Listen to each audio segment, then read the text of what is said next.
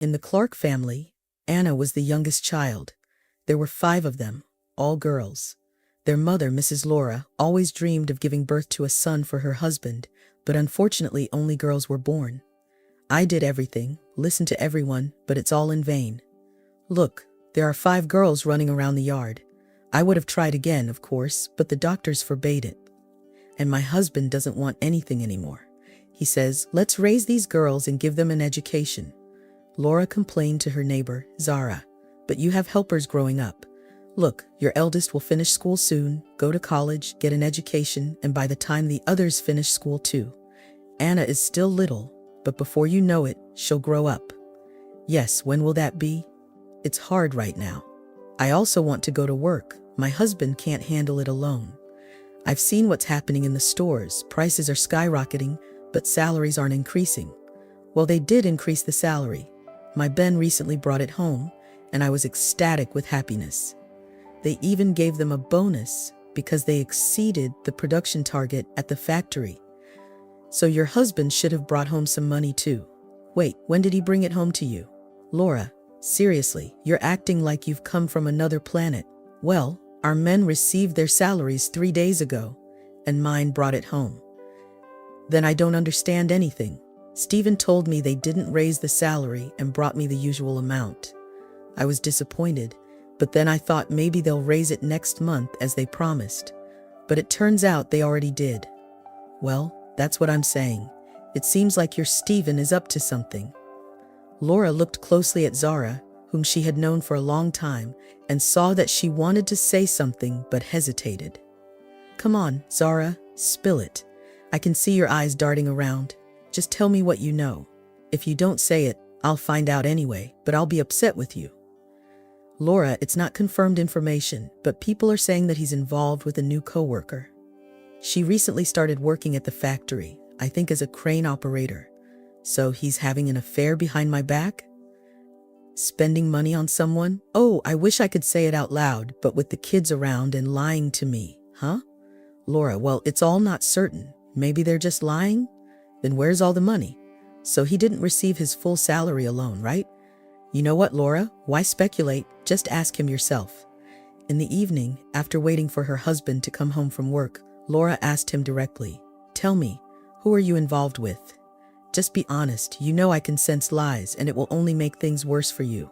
What's there to hide? Said Stephen, looking at his wife. I fell in love with another woman, that's all. Wait, you have a family's 5 children? You fell in love? And what about us? Did you ever think about us? I've always been thinking about you all, but I think you forgot that I'm still a man, not just someone who brings money home. Have you looked at yourself in the mirror lately? You've become as fat as a pig. You've surrounded yourself with children like a hen, and you do nothing. The girls do all the household chores. They're already grown up. Anna can go to daycare, go and work yourself. But no, you're a mother. You're not allowed. Well, I'm tired of it. I'm leaving you. I'll pay child support as required, and I think you can take care of yourself. You won't starve after all. You've accumulated so much fat. Laura looked at her husband in astonishment. Stephen was always very calm. You would never hear a word too many from him. And now this. Stephen, please understand, I just thought that everything was fine with you. You never said anything. You were silent. I know. I'm to blame for being silent. I just thought that maybe that's how it should be. That the children would grow up and we wouldn't get any younger. But as it turns out, I'm still capable of love. And I want to be loved too. Well, what about me? You won't leave me, right? Stephen silently turned and left the house. Laura slumped into a chair and started crying. Anna had heard the whole conversation. She didn't quite understand what was being said, but she felt very sorry for her mom. Mom, please don't cry. Please don't. Oh, just leave me alone. I feel sick even without you. When will you grow up already? I'm fed up with everything. Anna timidly moved away from her mother, but didn't leave.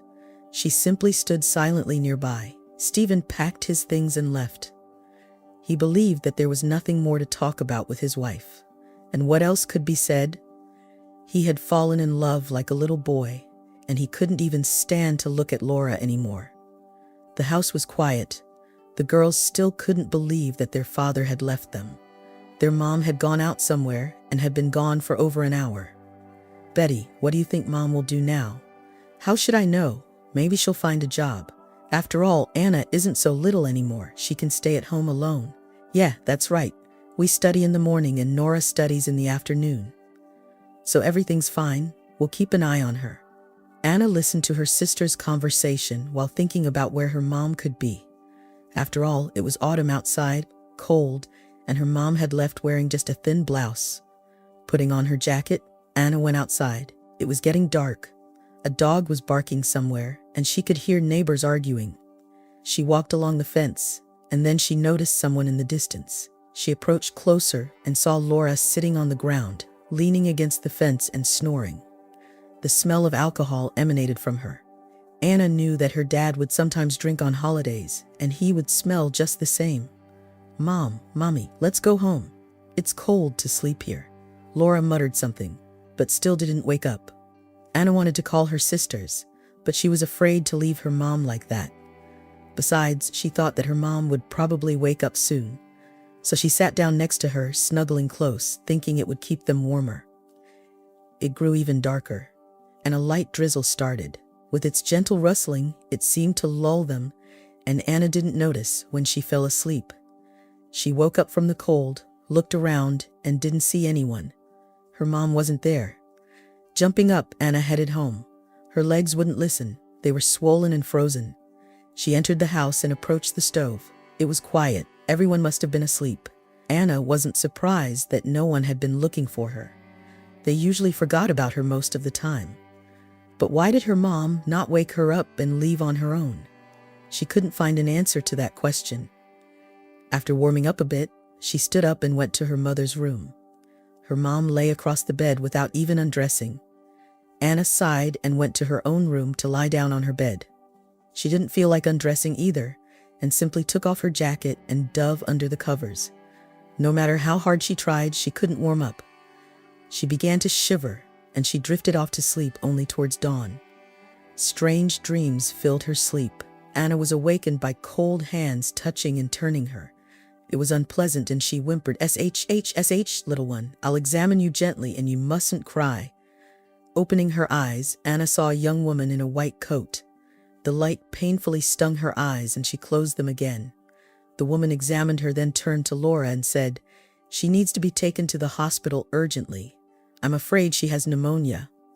"How did you manage to get the child so cold?" "Well, I don't know. You can't keep an eye on them all the time. How am I supposed to know where she was running around? As far as I know, you don't work anywhere. Just like you sitting at home, you don't know what your child is up to." "Well, she's not the only one I have. You see for yourself, I have 5 of them." "So what?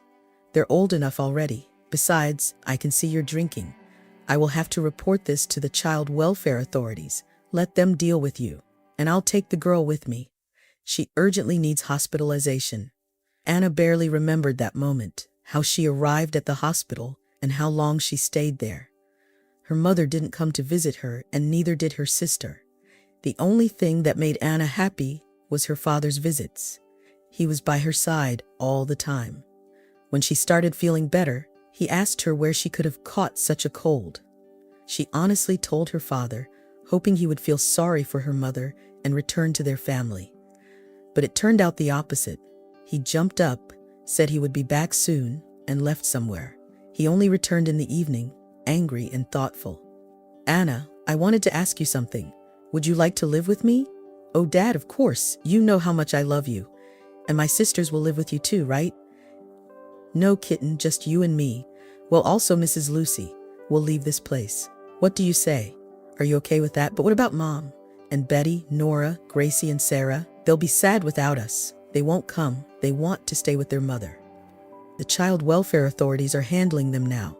But the girls are firmly on Mom's side. They say she's good and takes care of them. If they come to you, you must tell them everything you told me. Okay?" "No, Dad, I don't want to. I can't. I can't let them blame Mom. She was just feeling bad. That's why she did what she did." Her father looked at his daughter and almost cried because of her mother. She almost died. And yet she tries to protect her. Her father took Anna from the hospital to live with him.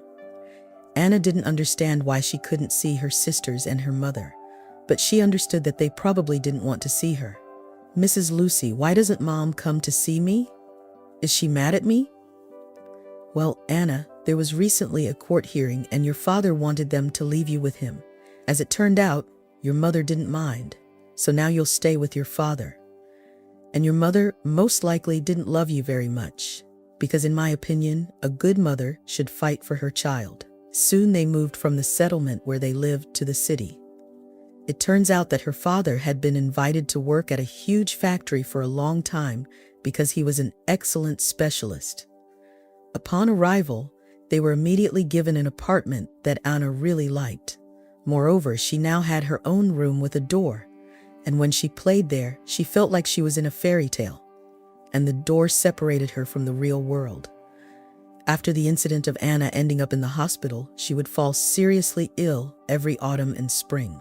Her father didn't have time, so Mrs. Lucy would take her to the hospitals. "I would have torn your mother apart with my bare hands, honestly." "Well, is that what a mother does, getting her child so sick? Poor girl. It's good if everything turns out fine. But what if it doesn't?" "Mrs. Lucy, what are you talking about? What won't turn out fine?" "Well, you're still too young to know about such things, and I can't explain it to you yet. By the way, you're starting school this year. Didn't you forget?" "No, I really want to learn. And will you enroll me in that school that we can see from our house?" "Of course, Anna. You'll study near our home." Anna loved studying. She was an excellent student. Her father proudly told his colleagues about his daughter, who was so smart. The only problem was that Anna continued to get sick very often. "Let's take Anna to the seaside during the summer.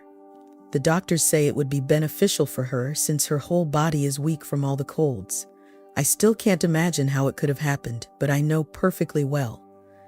Anna told me everything that happened when she was in the hospital, and her father told Lucy the whole story. How dreadful. I couldn't understand it at all before. How could something like this happen? Well, now everything is clear.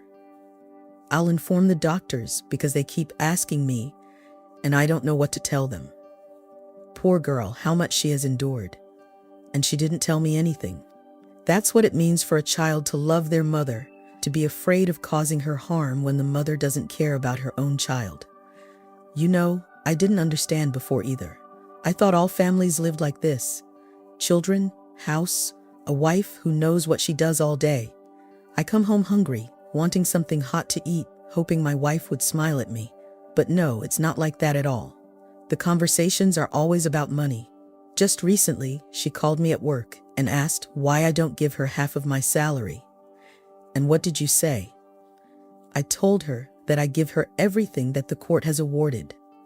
She's perfectly capable of working herself, so she should go and earn her own money. Our eldest daughter has already started working. She didn't want to go to college. But I think Laura talked her out of it because then she would have to work. I don't understand. How is that even possible, huh? I can't even imagine myself without a job. Well, now I don't work as a crane operator anymore. I'm in the HR department. And you know, Anna gets sick frequently, so someone needs to take care of her. That's why I work from home, and it works for everyone. Yes, you're amazing. You make me and Anna happy. I thought you would be against having our daughter live with us. But after that situation, I realized she would perish there. Her own mother wouldn't take care of her like you do. Stop it, Stephen. I liked Anna even before. And after what I found out, I will take care of this child and do everything I can to help her recover. Gradually, Anna grew older, healthier, and became less prone to illness. There was only one thing that bothered Lucy. She remained painfully thin. Anna, why do you eat so little? You need to gain some weight. I recently saw your classmates and I almost fell over. They look so grown up already. Mama Lucy, well, I'm in 10th grade already. Of course they look grown up. I'm just the youngest and skinniest in the class. Lucy smiled. She loved how Anna called her mama. After hearing that word, her heart instantly felt warm and bright. After all these years living together with Stephen, they still didn't have any children of their own. Lucy understood that the problem was with her since her husband already had children. Anna really liked Lucy. She gradually forgot about her mother and vaguely remembered her sisters, who hadn't made contact all this time. She knew they had already finished school and heard her father say that they all worked as milkmaids while her mother, as usual, stayed at home. Well, that's it. The girls are working now, and I don't pay alimony anymore. And what about their education? None of them pursued higher education?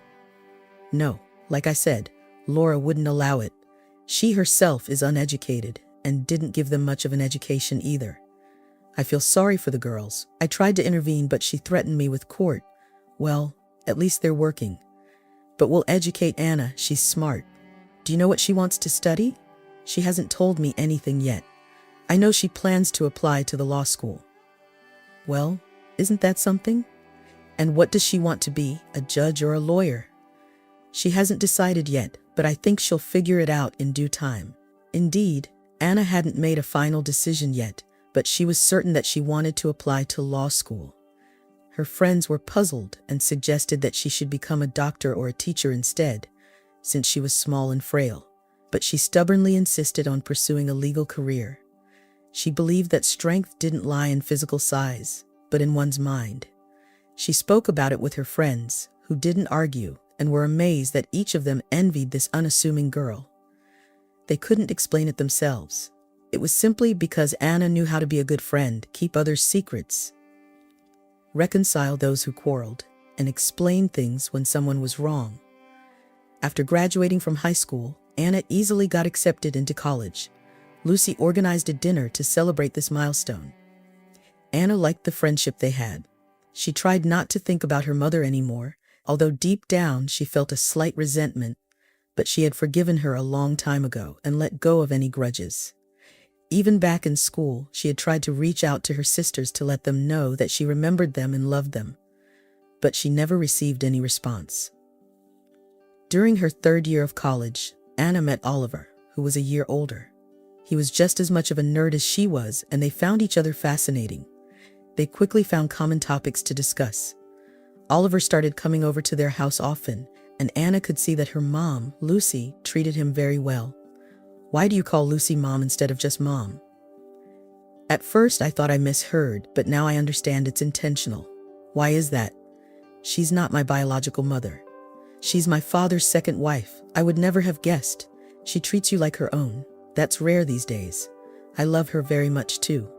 I vaguely remember my biological mother, but she didn't love us. I'm sure of that now.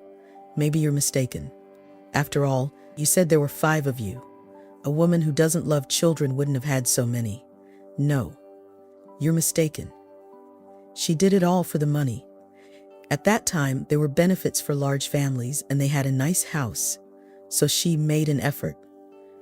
My father said they initially lived in an apartment, but when they started having children, the factory gave them a big house, and that's where I was born. How did it happen that you stayed with your father?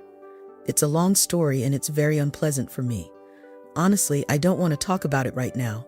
Maybe someday I'll tell you, although it's unlikely. The most important thing is that I'm very happy, and besides, we have a wonderful family. You didn't even realize that my mom isn't my biological mother. That's for sure. It's different in my family. I'm a latecomer. My parents couldn't have children for a long time, and then I was born. They should be happy, but my father started suspecting my mom that I'm not his biological child and that she cheated on him. Now they're sorting things out. Honestly, I'm tired of it all. I feel for you. It's tough when parents argue. The summer flew by quickly. Anna went to visit Lucy's longtime acquaintance with whom they had studied together. Then they went their separate ways. So many years have passed, Lucy Mom, and you're still friends. This coming from someone who still keeps in touch with her friends? Weren't you the one who always told me that female friendship can be very strong? Yes, I remember. But I thought it's easier when you live in the same city, unlike you two. Yet, you still communicate. Vanessa and I have been together since school. She has helped me so many times, and I've tried to help her when she needed it. By the way, do you still talk to Oliver, or is your friendship over? We still talk. He also went away with his parents for the whole summer. They have to do some repairs at their grandmother's house. He told me about it. Anna, I wanted to ask you, do you at least like him a little? Well, I mean, not just as a friend, but as a boyfriend. Lucy Mom, what kind of questions are these? Well, you're a grown-up girl studying in your 4th year. Aren't there any guys you like? I don't know. Oliver and I are always together, but he's just my friend. And besides, who would look at me like that, small and skinny? You're wrong. You're a very beautiful girl. Besides, you're like a statuette, slender and very beautiful. Really? I thought guys liked long-legged beauties. Anna and Oliver started seeing each other less frequently. It was his final year, and he was preparing for his thesis defense. During this time, Anna tried to meet up with her friends, who constantly called her and complained that she wasn't paying them any attention. Anna, we have 1 more year of studying left, and then it's all adult life. By the way, do you have any plans to get married? Well, that's not funny at all, Amanda. You know very well that I don't. I'm not joking. You should take a look at yourself in the mirror. Yes, we've been walking through the park for so long, and all the guys are looking at you, but you don't even notice. Honestly, you're turning from an ugly duckling into a beautiful swan. Anna paid no attention to her friend's words. She had no plans to get married for now. Besides, her father recently met his former comrade in arms with whom he served in the military. He was a bank director, quite well off and business-oriented. They got talking, and her father told his friend that his daughter was already in her 5th year of studying law. Listen, I actually need a lawyer. We have one, but he's busy with other matters. So, I need another one who will specifically help me. Someone who understands everything, knows the laws. Right now, it's impossible to make a proper deal. There are always some hidden pitfalls. It's risky. She was thrilled when she heard her father's story, and that she was being hired at the bank. Listen, Anna, we urgently need to change your wardrobe, Lucy said when she heard her father's story. Your shirts and jeans won't do. All right, let's just get 1 suit for now, and then we'll completely refresh your wardrobe with the first paycheck. You know, Mom, I've been relying on you for so long already. I want to start contributing my share too. Anna was at the bank for the first time, so to speak, from the other side. The director scrutinized Stephen's daughter and said, Yuri, quite young and petite. I'm not sure if I should hire you or not. Well, that's great, Mr. Nicholas. No one would ever think that I understand anything. And when people are relaxed, thinking I don't understand a thing, it will be easier for us to catch them in deceit. Mr. Nicholas burst into laughter upon hearing such words from such a petite girl. Exactly. We'll appear together, and everyone will think you're just another airhead mistress of mine. They won't pay any attention to you. Meanwhile, you should thoroughly check everything, review all the documents I'll be signing. You need to study them well. Don't worry, Mr. Nicholas, everything will be done as it should. Here it is. 6 months have passed since Anna started working at the bank. The director adores her. Well, no wonder. She has saved him from so many questionable deals. Some of them seemed completely legal and legitimate at first glance, but not so fast. Stephen, you don't have a daughter, you have a guardian angel. What a daughter you've raised. I wasn't so lucky, as my son is a good-for-nothing. He studied abroad and then decided to work there, and now he's returning home, says he doesn't like it there. Don't be disheartened. The most important thing is he's alive and well. He'll learn as time goes on. Well, remember yourself at his age, what you were up to. Can't deny that, right? Yes, you're right, but still, things were different back then. The generation has changed a lot, and I'm very glad to come across such smart and active youth like your daughter, for example. Soon enough, Mr. Nicholas's son, Peter, actually arrived. He was very handsome, confident, spoke different languages fluently, and had excellent knowledge of banking. But Anna didn't like him right away. His merits paled in comparison to his arrogance and impudence. He could easily offend someone without considering whether they were older or younger. However, he treated Anna decently. He tried not to bother her because on their first day at work, they had a minor clash, after which she put him in his place. Besides, she decided to ignore him altogether, especially since she had to work directly with Mr. Nicholas. So she hardly saw him. She continued to see Oliver, who worked at a firm and had greatly changed for the better. He changed his image, switched from his outdated glasses to contact lenses, and became an attractive young man. A year later, he proposed to Anna and she agreed. I hope you'll invite me to your wedding, Anna. Mr. Nicholas asked her as he was signing her application for a 2-week leave. I can't miss such an occasion. Here's the invitation." Anna pulled out a beautiful card from her purse, featuring 2 swans among flowers and wedding rings. "Do you really think I would forget to invite my dear boss? You're like a father to me here at work. You know that perfectly well." "I know, my dear.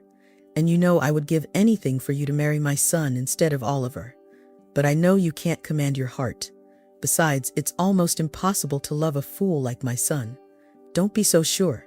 A good girl will love him. Love has a way of changing people drastically."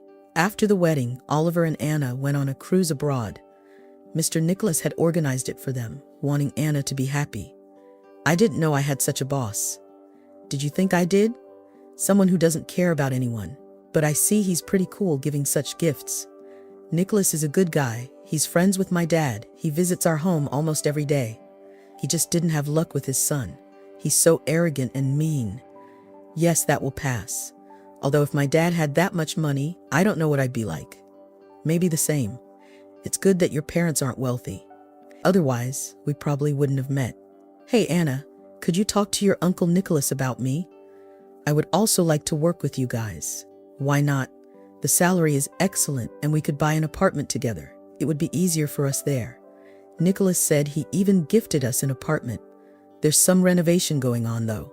It will be ready by the time we arrive." Unbelievable. It feels like I've stepped into a fairy tale. And did he happen to gift us a car too? Anna looked at Oliver, unsure if he was joking or not, but he had a serious expression.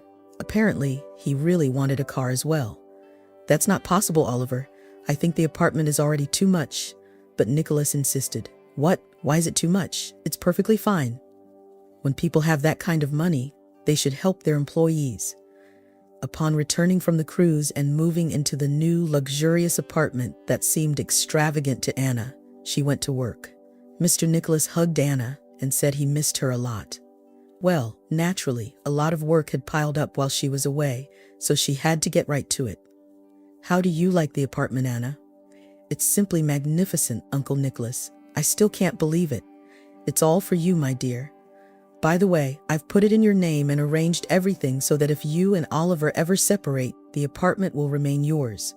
"Uncle Nicholas, why would you do that?" "I have no intention of parting ways." "I know, my dear, I know. And I don't want that either, but life has its surprises. For instance, I was quite surprised by my son's reaction to your wedding. If I didn't know him so well, I might have thought he was in love with you. I'm not his type. Uncle Nicholas, I wanted to talk to you about Oliver and work." Meanwhile, Oliver was happy. He now worked at the city's top bank. Not to mention, this bank had branches everywhere, even abroad. He had become part of this huge financial empire. Unconsciously, he had become more arrogant and conceited. He spoke down to people who sought his advice. He was haughty and often rude. "Oliver, you can't treat people like that. They've come to you for help, and you speak to them that way. How else should I deal with these beggars? If I don't put them in their place right away, they'll step all over me. Don't worry, I know what I'm doing." Soon, Oliver bought himself a new car and started disappearing frequently. He was often absent from work. They had been living together for a year, and Anna began to think about having children. She thought that if she gave birth to Oliver's child, he would calm down and become the person he used to be. She took a day off from her boss and went to the hospital to have tests done and talk to a doctor. But the news was disheartening. The doctor immediately told her that she couldn't have children. "It seems you were seriously ill in your childhood, and it has affected your reproductive organs. So, is there nothing that can be done? Well, unless you go abroad. But even then, there's no guarantee. So it's not worth spending that kind of money if the outcome is uncertain." After leaving the hospital, Anna went to Lucy's mother and tearfully told her everything. "Don't cry, my dear. You and your husband will save up money and go. As long as there's hope, you have to try everything. Otherwise, you will regret it for the rest of your life for not giving it a shot." "Do you really think so?" Anna asked hopefully. "Yes, because if doctors told me the same thing, I would have gone without hesitation. But I never had any chance at all." Anna waited for her husband to come home from work so she could talk to him. She told him everything and then added that there was a small chance if she went abroad for treatment. "Are you out of your mind?" It costs so much money. I don't agree. Well, Oliver, we're a family and we'll manage together. I'll ask Uncle Nicholas for the money and then we'll work it off. I don't agree. I'm not ready to become a father yet. Things are good between us right now. We're just starting our life together and you're ruining it all. Let's think about this in 2 or 3 years. But for now, there's no talk of children, and I believe it's too early for us to think about them. Anna realized that arguing and trying to prove something to her husband was pointless. It was clear that he wouldn't agree. Their relationship had already become cold lately, and after this argument, Oliver stopped talking altogether. Anna immersed herself in work, dreaming of saving up money and going for treatment on her own without asking anyone. In between tasks, she searched for good clinics, and that's when Mr. Nicholas caught her engrossed in this activity. In Germany, they will help you. There are excellent specialists there, so don't search anymore. Go there when you're ready. Uncle Nicholas, how do you know? Did Father tell you? Yes, but don't be angry with him. He's worried about you and he knows the reason why this happened to you. He recently told me. You know, dear, after something like this, women often become bitter. I've seen many who had a difficult childhood, but you, on the contrary, are always ready to help. You always get along with people. Well, no one is to blame for my problems, so why should I take it out on them? Thanks for the advice. As soon as my husband and I are ready, I'll go right away. With your husband? You know, Anna, he's not a good person. I'm sorry to say this, but I couldn't keep it to myself. So don't rely too much on him. Oliver didn't spend the night at home for 2 days, and he didn't show up at work either. Peter entered Anna's office to inquire why Oliver wasn't at his workplace. I'm sorry, Mr. Peter, but I don't know where he is either. Anna, what happened? Maybe you need my help? No, thank you. There are no problems. Oliver only appeared on the 4th day. He entered the apartment, turned on the TV, and sat in the armchair. Anna, who was preparing dinner, heard that her husband had come home and headed towards him. Where were you? You weren't at work or at home. This is not acceptable, Oliver. At least let me know where you are. What business is it of yours, really? Why are you bothering me? Yes, I don't care about you or your job. And by the way, I love another woman, got it? I'm willing to do anything for her, but I don't need you. You're nothing but a wooden log in bed, and it turns out you're infertile too. I don't need a wife like that, someone who's always a problem. Oliver, what's wrong with you? Why are you acting this way? Everything can be fixed, I told you. No, I think I'll pass on that. I'm leaving you. I don't need someone like you. He stood up, slammed the door loudly, and left the apartment. She didn't go to work and cried all night, and with such a face, it was better to stay home. She poured herself a cup of coffee and sat in the kitchen to calmly drink it and think about how to live on. At that moment, someone rang the doorbell, and she thought it was probably someone from the bank with documents she needed to review. After all, in the morning, she called Mr. Nicholas and informed him that she wouldn't be going to work. To her surprise, when she opened the door, she saw Peter. He took a whiff of the aroma coming from the kitchen and said, "Hi? Can't you pour me a cup too? The smell is simply divine." Then he looked at Anna and asked, "Anna, something happened?" Anna walked into the kitchen, poured some coffee and said quietly, "My husband left me yesterday. He said he doesn't want to live with someone like me, that I'm nothing but trouble." Anna herself didn't expect this from herself. She preferred not to share her personal life with anyone, and here she was, not even realizing how she spilled everything out. What an idiot he is. "Listen, Anna, come on, get ready. You can't be alone at home in this state right now." "I'm fine," protested Anna. "Anna, let's go. I promise you'll enjoy our outing." Half an hour later, they were already driving in Peter's car. Anna asked where they were going, but Peter said she would soon see for herself. He drove her to a country house that he had built, according to his own design, and he wanted to show her his pride, the winter garden that he had created in the center of the house. Even her father hadn't seen this wonder yet.